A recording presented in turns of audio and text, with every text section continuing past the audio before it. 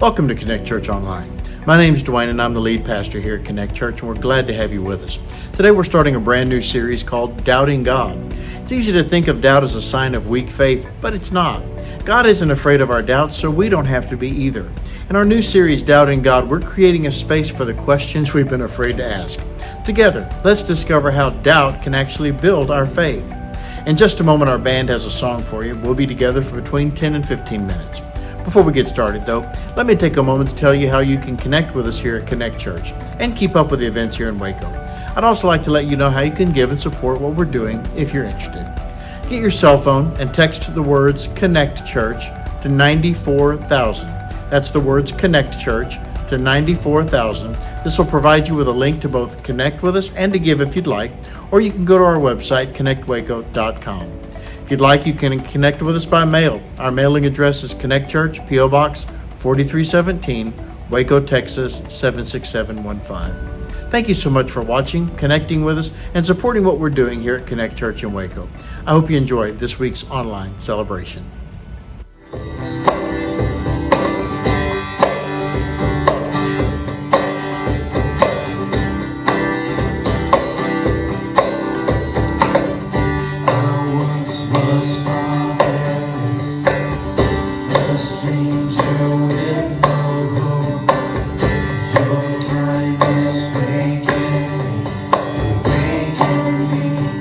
From my sleep, full of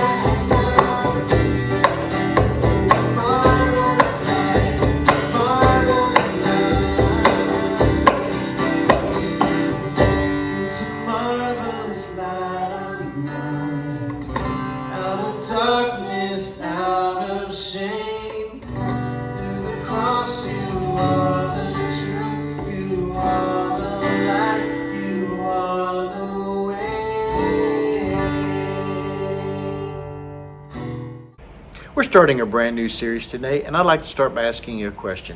Did you have a nickname growing up? Maybe you still do. Hopefully you like and enjoy yours, because not everyone does. Usually, nicknames are fun, well-intentioned ways to show affection and special things about us. Sometimes they are, like my nickname growing up, a play on your name. My nickname growing up, and I had two, and let me just add, no, you're not allowed to call me by my nicknames. My first nickname was Drano, just like the plumbing liquid for unstopping drains, and my second nickname was Wayno. Now, one of the police sergeants where I serve as chaplain always calls me Preacher Dude. Now, sometimes a person can get stuck with a nickname because of something they did or do. That's true about a person we're going to look at today. He's still known today by something he said. It was one moment of his life, but it's still how we define him. Even though he was a man of great faith and served Jesus faithfully, even to the point of giving his life for Jesus, he's known by the one time he had a doubt. To this day, 2,000 years later, we know of one of Jesus' followers as Doubting Thomas. The truth is, at times, even as people of faith, we all have doubts. Now, why do we doubt? Well, there are questions we can't answer.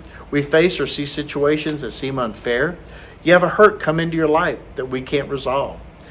These are just a few of the many things that can cause us to doubt. Here's something very important to understand. Don't miss this. The strongest faith isn't a faith that never doubts. The strongest faith is a faith that grows through your doubts. Let me say that again. The strongest faith isn't a faith that never doubts. The strongest faith is a faith that grows through your doubts. In other words, that we don't let our doubts cause us to quit, but to work them out. I like something that Oswald Chambers, author of the devotional, My Utmost for His Highest, said about doubt. Doubt is not always a sign that a man's wrong. It may be a sign that he's thinking. Your doubts, when handled properly, can open the door to an even stronger faith. Faith is a journey, not a destination. And the church should be the safest place to ask hard questions. The church should also be the safest place to admit there are things you don't know yet. And the church should be the place where it's safe to grow, not to be judged for what you don't know. We should lovingly be there for one another to help each other grow and to work through our questions in times of doubt. Let's see what Jesus has to say about dealing with our doubts. We've all heard someone say, and maybe this is what you say, I believe in God. There's a difference between belief and faith. We need to understand that Jesus draws a distinction between believing in God and putting your faith in God. Look at what James, one of Jesus' half-brothers, had to say about believing in God. You can read this in the New Testament letter with his name, James chapter 2 and verse 19. You believe that there is one God? Good. Even the demons believe that and shudder.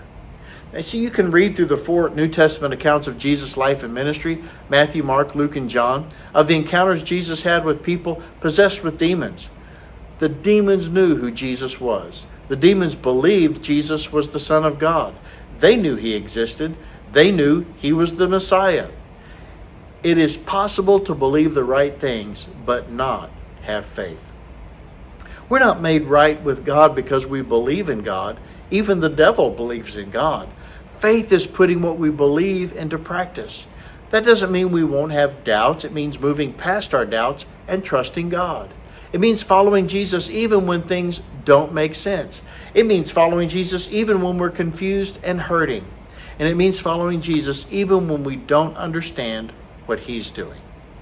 We choose to follow him because we know he's the truth and he knows the way. One day, as Jesus was teaching, he said some difficult things, and many of his followers left and stopped following him. They didn't understand, they doubted, and they left. Jesus asked his disciples if they too were going to leave. John wrote down Peter's answer to Jesus, and you can read it in the New Testament letter of John, chapter 6, verses 68 and 69. But Simon Peter answered him, Lord, to whom shall we go?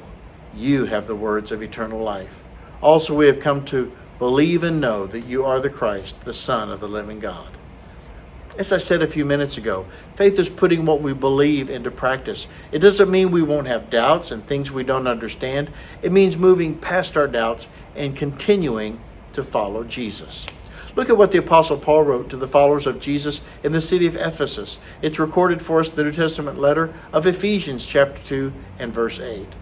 For it is by grace you've been saved, through faith, and this is not from yourselves, it's the gift of God. Your faith is a journey, not a destination. In that journey, you will face detours and doubts. The strongest faith isn't a faith that never doubts. The strongest faith is a faith that grows through your doubts.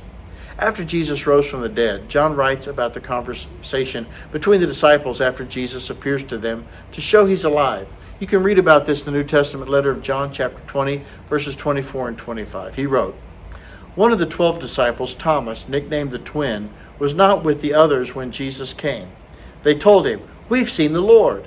But Thomas replied, 'I won't believe it unless I see the nail wounds in his hands and put my fingers into them and place my hand into the wound in his side.'" This is the reason Thomas has this nickname for the past 2,000 years and is known as Doubting Thomas. Thomas gets a bad rep. Let's see if we can dignify his doubts, because Thomas's story doesn't end there. A few verses later in verse 26 we read, 8 days later, the disciples were together again, and this time Thomas was with them. The doors were locked, but suddenly, as before, Jesus was standing among them. "Peace be with you," he said. Then he said to Thomas, "Put your finger here and look at my hands, and put your hand into the wound in my side. Don't be faithless any longer. Believe." "My Lord and my God," Thomas explained. 8 days later, he's still there in spite of his doubts. Thomas didn't give up and quit. Jesus shows up and focuses on Thomas. He came to Thomas to help him in his faith. Jesus came to Thomas when he was doubting and gave him what he needed. Days of doubting turned into a lifetime of faith and fruitful service to Jesus. And Jesus is not distant in your doubts. The New Testament letter we know as the book of Hebrews shows us how Jesus is available for us when we struggle and have doubts and questions. You can read this in chapter 4, verses 14 through 16. "Since we have a great high priest who has entered heaven, Jesus, the Son of God, let us hold firmly to what we believe. This high priest of ours understands our weaknesses, for he faced all of the same testings as we do, yet he did not sin. So let us come boldly to the throne of our gracious God. There we will receive his mercy, and we will find grace to help us when we need it most." Jesus is reaching out to us in our doubts to help us overcome those doubts and stand firm in our faith. The greatest doubters often become strongest believers, and the same is true about Thomas. He went on to be a faithful follower of Jesus, taking the good news of Jesus to people in other nations. He is faithful in life and in death. Church history and tradition tells us that Thomas was martyred in India in 72 AD. Your doubts don't disqualify your faith. Faith isn't the absence of doubt. Faith is the means to push through it. Faith is trusting Jesus to help you work through your doubts to the place of faith, to keep following and drawing near to Jesus, to understand and move past our doubts, the place of understanding and trust in him. The strongest faith is not a faith that never doubts. The strongest faith is a faith that grows through our doubts. When we don't walk away from Jesus when we doubt, but continue to follow him, trusting him to help us in our doubts and through our doubts to strengthen our faith, we find his help and grace in our doubts. We do our faith a favor when we remember that, because faith is a journey, not a destination. When we doubt, we should keep walking and continue following Jesus.